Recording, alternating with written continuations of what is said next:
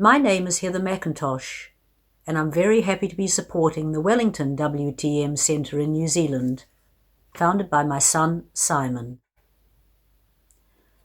I first heard about Jeremy's information from my son, Simon, who left New Zealand to join the WTM in Sydney in 1999. Not long after this, I also moved to Sydney to live with my partner.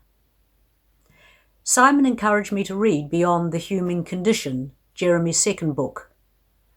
While the story of Adam Stork appears straightforward, the language is new and confronting, and I read it twice before the ideas seemed obvious and compelling.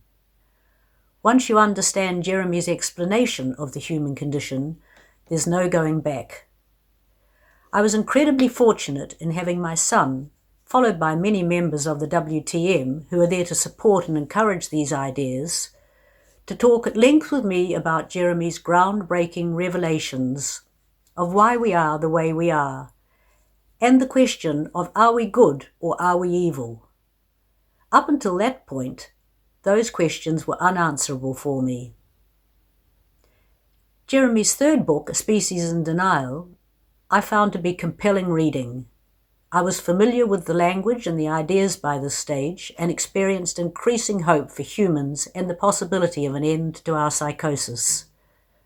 With 4 children and now 6 grandchildren, the mainstream explanation and the behavioural difficulties and struggles of adolescence and puberty, where it is explained as purely hormonal, never sat comfortably with me.